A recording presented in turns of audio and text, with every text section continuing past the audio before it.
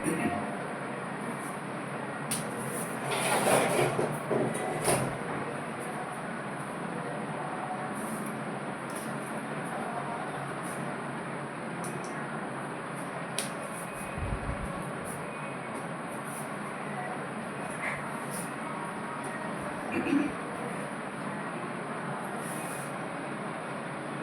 சார்ந்த நேயர்களே, காலை வணக்கம். பக்தியால் யான் உன்னை பலகாலும், பக்தியால் யான் உன்னை பலகாலும் பற்றியே மாதிரு புகழ் பாடி, உத்தமதான சத்குணனேயா ஒப்பிலா மாமணி கிரிவாசா, உத்தமதான சத்குணனேயா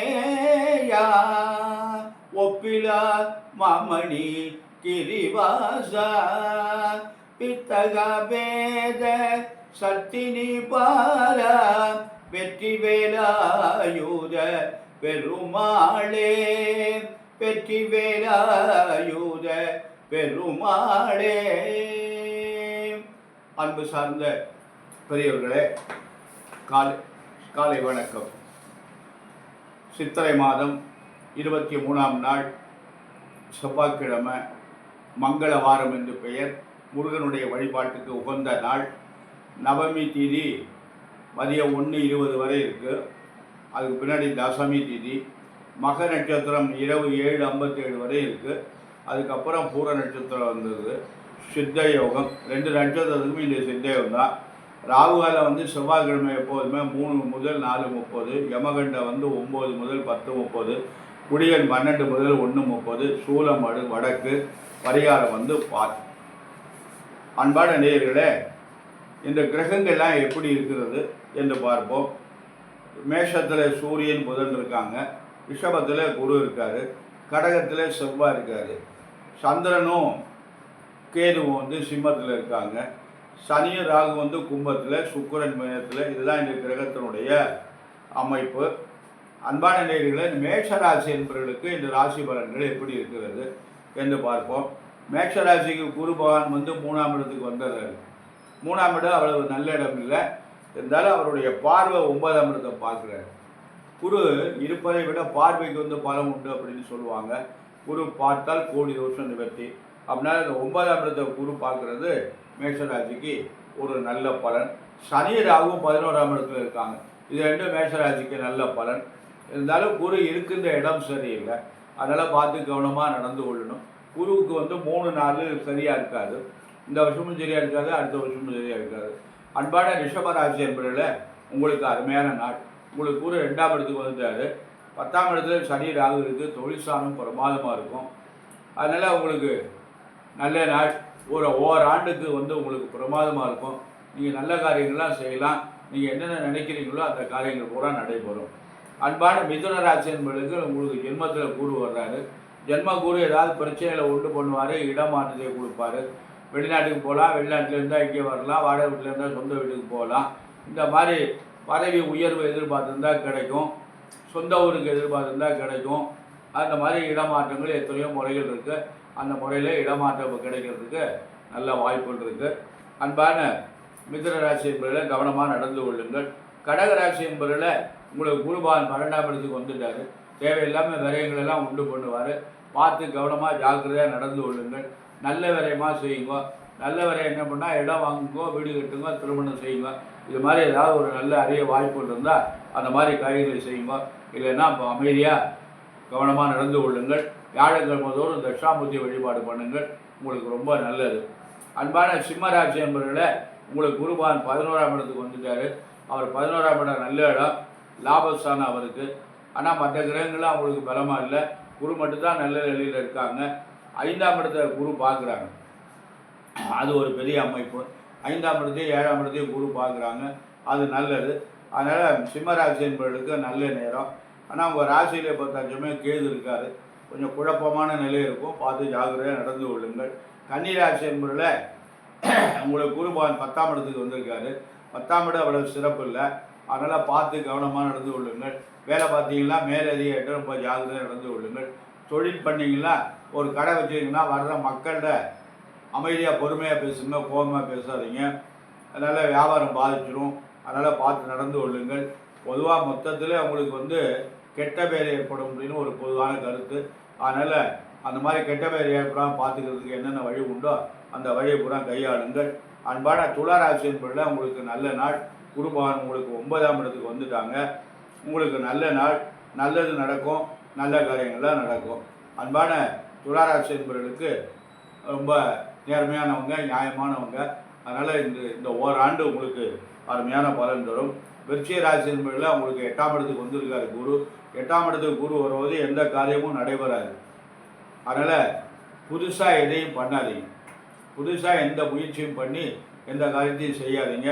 அது உங்களுக்கு அவ்வளவு சிறப்பு இல்லை, நன்மை இல்லை. அதனால் ஓராண்டு பொறுமையாக இருங்க. என்ன பண்ணிட்டு இருக்கீங்களோ அதை பண்ணுங்கள். முதலீடு செய்யாதீங்க. ஜாக்கிரதையாக நடந்து கொள்ளுங்கள். வியாழக்கிழமை முதல் தட்சிணாமூர்த்தி வழிபாடு பண்ணுங்க, நல்லது. தனுசு ராசி என்பவர்களுக்கு அருமையான நாள். ஏன்னா உங்களுக்கு சனி பகவானும் ராகு பகவானும் 3ல் இருக்கார். 4ல் சுக்கிரன் உச்சம் பெற்றிருக்காரு. ஆனால் சுக்கிரன் உச்சம் பெற்றது அவ்வளோ சிறப்பு இல்லை. இருந்தாலும் சுக்கிரன் நல்ல கிரகம்னு சொல்லுவாங்க. அதனால் நல்லது. சனியும் ராகுவும் உங்களுக்கு அருமையான இடத்துல இருக்காங்க. குரு பகவான் 7ஆம் இடத்துக்கு வந்துட்டாங்க. திருமணம் ஆகாதவங்களுக்கு திருமணம் நடைபெறும். நல்ல பலனாக தரும். நீங்கள் என்ன எதிர்பார்க்குறீங்களோ அந்த பலன் பூரா நடக்கும். அன்பான மகர ராசி என்பவர்களில் உங்களுக்கு இந்த குரு பகவான் 6ஆம் இடத்துக்கு வந்திருக்காங்க. ஆரோக்கியத்தில் ரொம்ப கவனமாக பார்த்துங்க. வேறு ஒன்றும் பிரச்சனை இல்லை. 7.5 வேலை இருக்குது. ஜாக்கிரதையாக நடந்து கொள்ளுங்கள். கும்பராசி என்பவர்களில் உங்களுக்கு குரு பகவான் 5ஆம் இடத்துக்கு வர்றாரு. நல்லதே நடக்கும், நல்ல காரியங்கள்லாம் நடக்கும். அன்பான மீன ராசி என்பவர்களில் உங்களுக்கு 7 நடந்து கொண்டிருக்கிறது.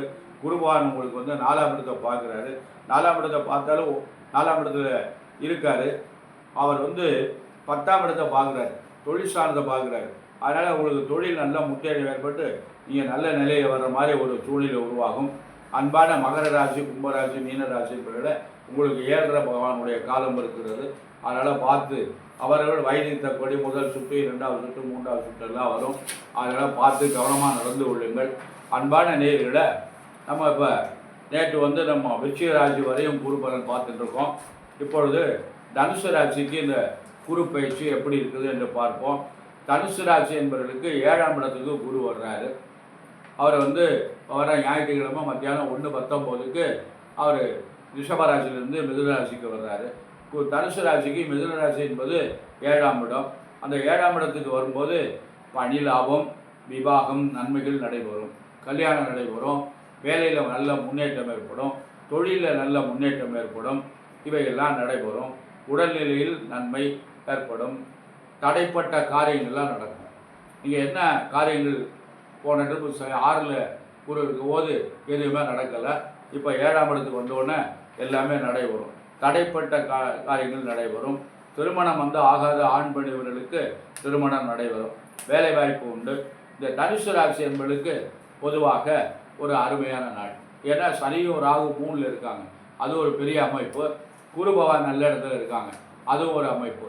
அதனால் உங்கள் ராசியை வர குரு பார்க்குறாரு, அதெல்லாம் ஒரு நல்ல சிறந்த அமைப்பு. அதனால் தனுசு ராசி என்பதில் இந்த ஓராண்டு உங்களுக்கு நல்ல நாள். கவனமாக நடந்து கொள்ளுங்கள், நல்லதே நடக்கும், நல்ல காரியங்கள்லாம் நடைபெறும். அன்பான மகர ராசி என்பவர்களை உங்களுக்கு இந்த ராசி குரு பகவான் 5ஆம் இடத்துலேருந்து 6ஆம் இடத்துக்கு வந்துட்டார். 6ஆம் இடம் என்பது ரணம், சத்ரு. ரணம் என்றால் நோய், சத்ரு என்றால் பகைவன், எதிர்ப்பு. அதனால் இது ரெண்டுலேயும் ரொம்ப கவனமாக நடந்து கொள்ளுங்கள். உங்களுக்கு எதிர்ப்பு வருவதற்கு வாய்ப்பு நிறைய இருக்குது. பணி செய்கின்ற இடத்துல ரொம்ப ஜாக்கிரதையாக நடந்து கொள்ளுங்கள். அதாவது நீங்கள் பணி செய்கின்ற பொழுது எந்த பொருளையும் மேலே வச்சுட்டு போயிடாதீங்க. பக்கத்தில் டேபிளில் இருக்கிறவங்களை நம்பி போகாதீங்க. எடுத்து உள்ளே வச்சு பூட்டிகிட்டு போங்க. ஏன்னா ஏதாவது ஒரு பேப்பரை உருவிந்தானா முடிஞ்சு வச்சு உங்கள் பாடு. அதனால் இப்படியெல்லாம் உங்களுக்கு ஏற்படுவதற்கு நிறைய வாய்ப்புகள் இருக்குது. அதனால் 6ஆம் இடம் ஆரோக்கியத்தையும் பார்த்துருங்க. உடம்பு லேசாக முடியலைன்னா பார்த்துருவோம், உடனே பார்த்துருவோம். நாளைக்கு பார்த்துக்கணும்னு ஒத்தி வைக்காதீங்க, ரொம்ப நல்லது. ஆக மகர ராசி என்பவர்களுக்கு இந்த 6ஆம் இடம் என்பது அவ்வளவு நன்மையான இடம் இல்லை. அதனால் வளர்ச்சி தடைப்படும், பதட்டமான நிலை இருக்கும், முன்னேற்றங்கள் உங்களுக்கு தடைப்படும். அதனால் அன்பான நேயர்களை ரொம்ப கவனமாக நடந்து கொள்ளுங்கள். அதனால் நீங்கள் இந்த குரு பேச்சு வந்து குரு பகவானுக்கு வழிபாடு செய்யுங்க. வியாழக்கிழமை தோறும் தட்சிணாமூர்த்தி வழிபாடு செய்வது நல்லது. அன்பான கும்பராசி என்பதில் இந்த ராசிக்கு குரு பகவான் 5ஆம் இடத்துக்கு வருகிறார். இந்த 2 ஆண்டுகளாக இந்த ராசி அன்பர்களுக்கு கட்டங்களை நிறைய கொடுத்துக்கிட்டு இருந்தார். 3, 4 இந்த 2 இடமும் குரு பகவானுக்கு சரியில்லை. அதனால் அவர் வந்து ரொம்ப கடுமையாக சிரமப்படுத்தி இருந்தார். இப்போ வந்து 5ஆம் இடத்துக்கு வந்துட்டார். 5ஆம் இடம் பாக்கியஸ்தானம். இனிமேல் நல்ல பலன்கள்லாம் ஏற்படும், நல்ல காரியங்கள்லாம் ஏற்படும், தடையான காரியங்கள்லாம் நடைபெறும். தொழில், வேலை, கடல் பயணம், குழந்தை பாக்கியம், திருமணம், பொதுவாக நல்ல காரியங்கள் அனைத்தும் நடக்கும். ஆகவே கும்பராசி என்பவர்களுக்கு இந்த குரு பகவானுடைய பயிற்சி நல்ல யோகமான பலன்களை எல்லாம் தரும். அதனால் கவனமாக நடந்து கொள்ளுங்கள். வாழ்க்கையில் நல்ல முன்னேற்றத்திற்கு நிறைய வாய்ப்புகள் இருக்குது. அன்பான நேயர்களை, அதாவது இப்போ நமக்கு வந்து தனுசு ராசி என்பவர்களும் கும்பராசி என்பவர்களுக்கும் அருமையாக இருக்குது நாள். மகர ராசிக்கு சரியில்லை. அதனால் பார்த்து கவனமாக நடந்து கொள்ளுங்கள். அன்பான கும்பராசி என்பவர்களுக்கு நல்ல பலன்களை தரும். அதனால் இருந்தாலும் 7.5 சனி நடந்து கொண்டு இருக்கிறது. அவரவர்கள் வயதுக்கு தக்கபடி 7.5 சனி நடக்குது. முதல் சுற்று, 2வது சுற்று, 3வது சுற்றெல்லாம் சனிக்கிழமை தோறும் விரதமாக இருங்கோ. சனிக்கிழமை சனி பகவானுக்கு அர்ச்சனை பண்ணுங்க, எள்ளு விளக்கு போடுங்க, காக்காய்க்கு சாதம் வைங்க, கோளறு திருப்பதியும் பாராயணம் பண்ணுங்கள். அதாவது நம்ம இந்த தட்சிணாமூர்த்தி வழிபாட்டில் ஒரு முக்கியமான ஒரு அமைப்பு இருக்குது. வியாழக்கிழமை தோறும் தட்சிணாமூர்த்தி வழிபாடு செய்யுங்க. குரு பகவானுடைய மூலமந்திரத்தை சொல்லுங்க. கல்லாலின் புடையும் வந்து 4 6 அங்க முதல் கற்ற கேள்வி வல்லார்கள் 4வருக்கும் வாக்கு இருந்த பூரணமாய் மறைக்கப்பாய் எல்லாமாய் அல்லதுமாய் இருந்ததனை இருந்தபடி இருந்து காட்டி சொல்லாமல் சொன்னவனை நினையாமல் நினைந்து பகத்தோடைக்க வெல்வான் என்ற இந்த குரு பகவானுடைய தமிழ் மந்திரத்தை வியாழக்கிழமை தோறும் பாராயணம் பண்ணுங்க. உங்களுக்கு நல்ல பலன் தரும், நல்லதே நடக்கும். அன்பான மீனராசி என்பவர்களுக்கு நாளைக்கு பலன் சொல்லுவோம். அன்பான நேயர்களை, வர ஞாயிற்றுக்கிழமை மணிக்கு அந்த குரு பகவானுடைய பேச்சு இருக்கிறது. அதனால் அந்த குரு பகவானுக்கு தங்களால் இயன்ற ஒரு அபிஷேக பொருள்லாம் வாங்கி கொடுத்து அவரை நல்ல முறையில் வில்வ பத்திரத்தினால் அர்ச்சனை பண்ணி அவருக்கு வந்து நல்ல முறையில் நீங்கள் அவரை பிரார்த்தனை பண்ணிச்சு, அப்பா நல்ல இடமா இருந்தாலும் சரி கெட்ட இடமா இருந்தாலும் சரி நீ ரொம்ப தொந்தரவு பண்ணிடாதப்பா என்று அவரிடம் பிரார்த்தனை செய்து வழிபாடு செய்யுங்கள். எல்லாமே நல்லதாகவே நடக்கும். அன்பான நேயர்களை, எல்லோரும் நலம் பெற்று பல்லாண்டு பல்லாண்டு பல்லாயிரத்தாண்டு வாழணும், நோய் நொடி இல்லாமல் வாழணும், நல்ல குழந்தைகள்லாம் நல்லா படிக்கணும் அப்படின்னு சொல்லி எல்லாம் வல்ல எம்பெருமான் சர்வேஸ்வரனையும் வள்ளல் பெருமான் வள்ளியின் மணாளன் முருகப்பெருமானை பிரார்த்தனை செய்து நிறைவு செய்கிறேன். நன்றி, வணக்கம்.